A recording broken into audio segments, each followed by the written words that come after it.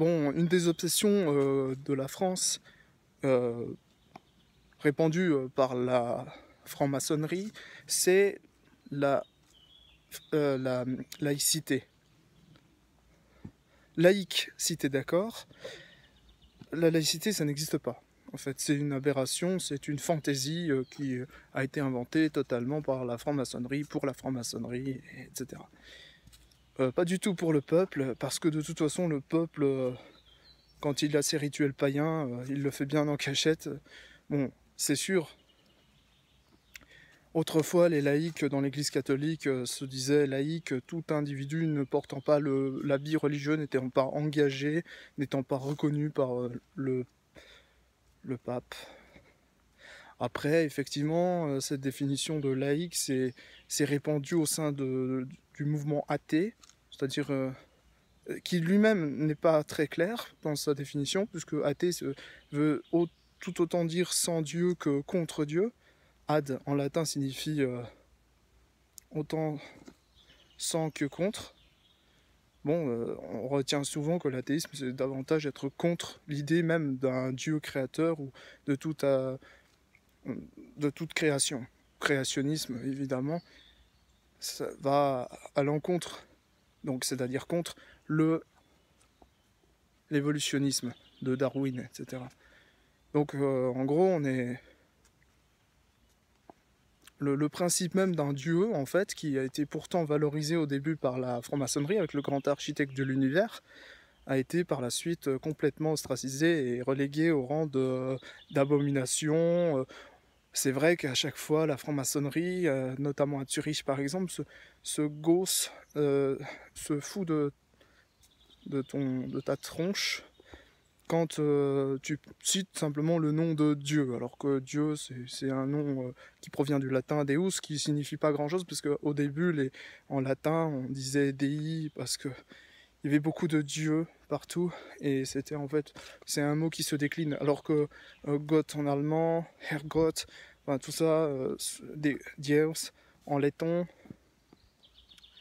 se décline aussi, en fait, ça ne veut pas dire grand-chose. Alors que le nom Dieu est beaucoup plus significatif en arabe, Allah, en, en hébreu c'est Yahvé, puis il y en a d'autres, enfin, on signifie par pas mal de choses, hein, Donai, l'éternel, etc. Donc, bon, c'est Yahvé.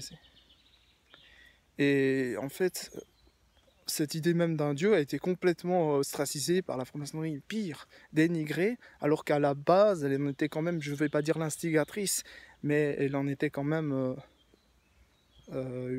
une conservatrice. Et c'est bizarre parce que à chaque fois on a cette chose en France notamment, mais pas seulement, mais au travers de la franc-maçonnerie qui se trouve notamment en Suisse, partout. C'est vrai qu'on a une désacralisation des choses, des religions, on va dire, traditionnelles, alors que derrière, on en, on en, on en préserve une, comme par hasard, qui serait le satanisme luciférien, c'est-à-dire ceux qui croient qu'en fait, en réalité, Dieu, c'est un ange déchu, qu'en fait, en réalité, il a, qu'en fait, Lucifer avait raison, c'est la lumière, c'est le porteur de lumière, donc c'est le révélateur, quoi. En gros, le, le beau gosse, quoi. Et en fait, c'est pas du tout ça, évidemment, mais le problème, c'est parce que la lumière, c'est quoi? C'est le soleil. Le soleil, c'est tellement joli que tout le monde l'adore. Un peu comme nos ancêtres gaulois, pour certains d'entre nous, adoraient les arbres. Donc c'est un concept qui est complètement païen, archaïque, enfin. Et pourtant, on critique toujours l'adoration d'un dieu. Voilà. C'est assez étrange cette idée parce que on ne critiquera pas autant le culte du soleil. Et d'ailleurs, contenu dans les prémices du catholicisme, donc du dit christianisme latin. Assez étrangement. Oui, parce que Sonntag, Sunday, hein, littéralement en allemand, respectivement en allemand et en anglais, veulent dire jour du soleil. Donc c'est en fait pour ça que le dimanche, au lieu du Shabbat, a été instauré. Oui, voilà, c'est le culte du soleil. D'ailleurs, le grand ostensoir en forme de soleil, Louis XIV, le roi soleil, enfin tout ça c'est une sorte de prédisposition à la franc-maçonnerie. En réalité, voilà, c'est assez simple à comprendre. Quand tu vois des soleils partout, tu comprends vite où tu as atterri. Voilà, bon, c'est pas... Moi, honnêtement, le soleil, étant artiste, je cultive cette image comme toutes les autres images, hein, la lune, rien ne m'est étranger dans les images. Je veux dire, je suis à même de comprendre ce qu'est une image et à quoi elle sert. Et je suis à même d'en fabriquer. Donc nous, les artistes, les fabricants d'idoles, on sait très bien ce que c'est qu'une idole. Voilà. C'est-à-dire que derrière nous, on meurt, on laisse des traces de notre passage, et ces traces sont admirées, sont adorées, sont vénérées, enfin bref, t'as compris. Bon, en soi, c'est pas grave quand c'est juste des images, voilà. Mais après, quand il y a tout un culte derrière, là, ça devient un petit peu embêtant, parce que c'est le phénomène sectaire, c'est on va s'attribuer les mérites d'autrui dans certains cas, mais bon, c'est pas ça le pire. Le pire, toi t'es mort, tu t'en fous, mais le pire, c'est que derrière, on continue à enjoliver ton image, et à fabriquer, à partir de toi, tu deviens un prophète, en gros. Sauf que derrière, toi, t'as pas demandé forcément de la thune. Mais si t'en avais demandé, tu serais un petit peu un salaud quand même. Mais voilà. Et l'idée de Dieu est combattue. Par contre, l'idée de vénération des humains, des objets même, est parfaitement entretenue. C'est assez étrange. Pour un truc qui, justement, à la base, était quand même exclusivement rempli de croyants. Donc en fait, la magie, par exemple, ne contredit pas vraiment l'existence de Dieu, je pense pas. Par contre, ce que je pense, c'est que euh, ça contredit pas l'existence du diable, en fait. Justement, tout ça, en fait, ça contredit rien du tout, en fait, si on veut.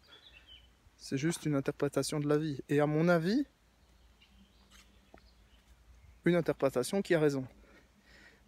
Hein, je pense que Dieu est un principe de vie, en fait, tout simplement. C'est pour ça qu'à chaque fois, par exemple, les embryons, il y a beaucoup de gens qui veulent tuer les fœtus, les embryons, enfin tout ce qui peut se justifier par le féminisme. La femme doit être libre de son corps, mais le corps des autres qu'elle a en elle, d'après la théorie féministe, lui appartient. Alors que dans la Bible, effectivement dans le Coran, etc., dans le Torah, c'est tout l'inverse. C'est pour ça qu'en fait les croyants des différentes religions, donc monothéistes, les trois, sont tous d'accord, plus ou moins, mais non, tous d'accord en suivant les préceptes divins, d'accorder au fœtus une importance beaucoup plus grande que sa simple apparence.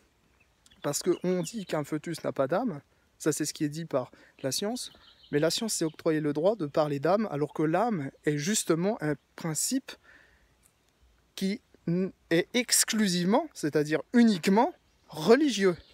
Il n'y a pas de principe d'âme en réalité dans la science. Nous, quand on nous a enseigné l'âme en métallerie, on nous a enseigné que voilà, l'âme d'un métal, c'est en gros c'est la fibre neutre. Ça permet de calculer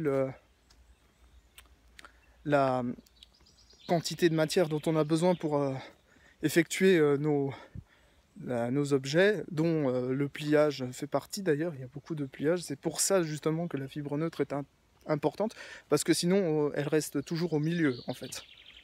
Voilà, donc elle est très simple à comprendre.